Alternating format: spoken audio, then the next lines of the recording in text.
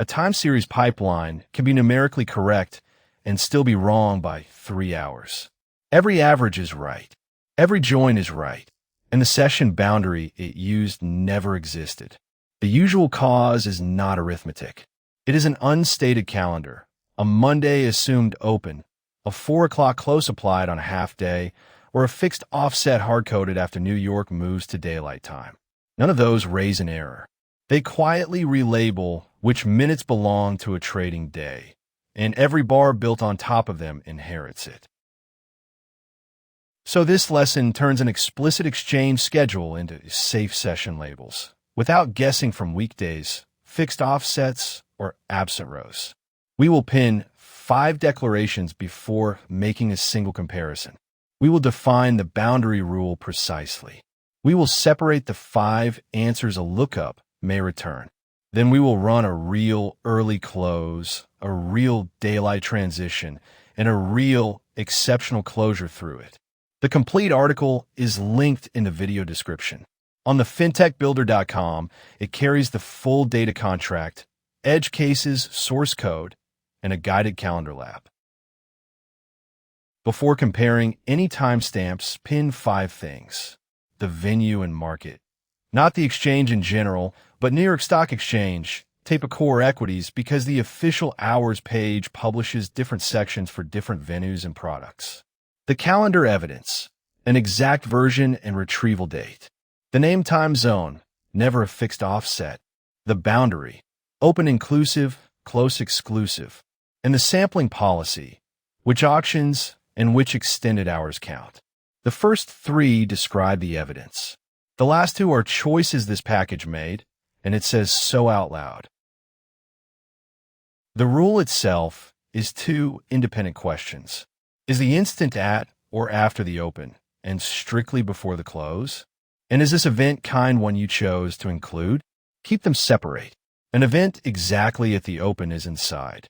An event exactly at the close is outside, because the interval is half open. That single convention is what lets one session end and the next begin with no overlap and no gap. And keeping the kind question separate is what stops an excluded closing auction from being mistaken for a broken calendar. A lookup returns one of 5 answers, and only one of them means the event counts. In session, an explicit session exists and the instant is inside it. Outside session, the date is open, but the instant is not in the core interval. Excluded by policy, the date is fine, but the event kind was deliberately left out. Close date, a source holiday or exceptional closure exists. In calendar unsupported, the pinned bundle simply has no answer for that local date. Those last 2 are not synonyms, and treating them as synonyms is how a pipeline invents a holiday. The official hours are published in Easter time, and that is where the trouble starts. On Friday, March the 7th, 9:30 in New York is 14:30 on the universal clock. On Monday, March the 10th, after the spring daylight saving transition, that same 9:30 label is 13:30. The local rule never moved. Its universal image did. So a hard-coded offset is not merely imprecise. It is wrong by a full hour for months at a time. The bundle stores both the local wall boundaries and the resolved instance, then checks that they round trip through the name zone. Raw local times carry a second trap, and it lives inside the transition itself. In New York, 2:30 in the morning on March the 9th does not exist. The clock jumps straight from 2 to 3. Try to convert it, and neither reading survives a round trip back to the same wall time. 6 months later, 1:30 in the morning on November, the 2nd happens twice, once before the fallback and once after. Both readings round trip to 2 different instants an hour apart. So the implementation rejects the first outright and demands an explicit fold for the second. Now a real scheduled event. Official materials identified Thursday, July the 3rd, 2025 as an early close at 1300 Eastern. Not a rumor, not a heuristic, a published schedule row. The 9:30 local open maps to 13:30 on the universal clock because New York was on daylight time. And the close lands at 1700, 3.5 hours later instead of 6.5. This is schedule evidence only. It says nothing about how prices behave that afternoon, and the package is careful never to imply that it does. Put a 60-minute grid on that session and watch what the boundary does. Cell 1, 13:30 to 14:30, 60 minutes. Cell 2, 60 minutes. Cell 3, 60 minutes. Cell 4 starts at 16:30 and would like a full hour, but the session ends at 1700, so it is clamped to 30 minutes and flag partial. A generic 9:30 to 4 o'clock template would instead have added 3 core hours the official schedule never contained. Same code, same data, 3 fabricated hours of market activity. Closures are rows with sources, never rules of thumb. The fixture holds 2 different kinds. July the 4th is an ordinary Independence Day holiday.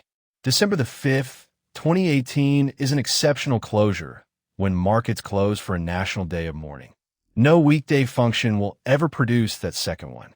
It was announced, it was dated, and it carries a source identifier. Special open sessions follow the same discipline, an explicit row with its own type and boundaries.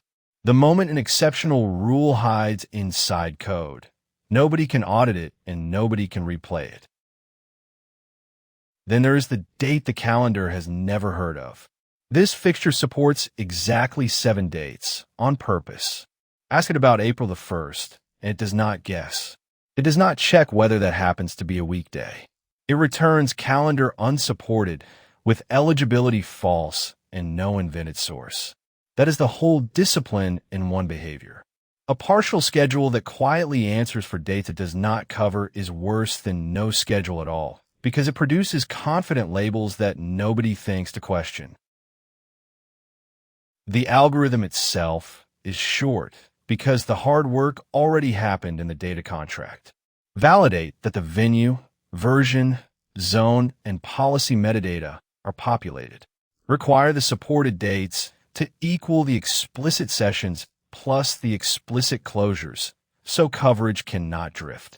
Reject overlapping sessions and any disagreement between local and resolved boundaries. Convert the event to a local date using the declare zone. Fail closed if that date is absent. Otherwise, apply closure evidence, then the event kind policy, then the interval test, and omit the reason with its full lineage. None of that is trustworthy without a corpus, so the package ships 34 events with their expected statuses stored alongside them. 14 land in session. 10 are excluded by policy. 5 hit a close date. 3 fall outside the core interval. 2 are unsupported. Python and TypeScript both run the same corpus and must agree with the stored answer for everyone. Passing proves the implementations match this definition. It does not prove the calendar is complete, and the fixture supports only 7 dates precisely, so nobody mistakes one for the other. Taking this to production is a checklist, and every line on it is somebody's incident report. Pin the venue and the product, rather than writing one American market clock. Snapshot the source, version, and retrieval metadata. Verify the time zone database release your host actually loaded, not just the label you recorded. Store the local rules and the resolved instance, and validate the round trip. Make the auction and extended hours policy explicit. Treat absent coverage as unsupported. Add every holiday and early close as a sourced row, and never let a calendar label overwrite the raw event. Finally, the boundaries of the claim, because they matter as much as the method. This does not model symbol-specific auction eligibility, halts, options, late closes, crossing sessions, or settlement calendars.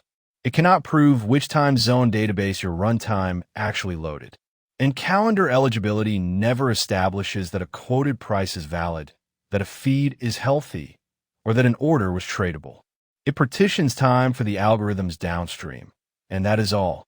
Pin the venue, the version, the zone, the coverage, the session type, the auction treatment, and the boundary.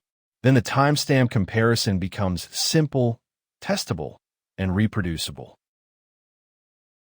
Continue the learning path at thefintechbuilder.com with a full-time synchronization articles, source code, visuals, and playgrounds connect this topic to asynchronous return alignment.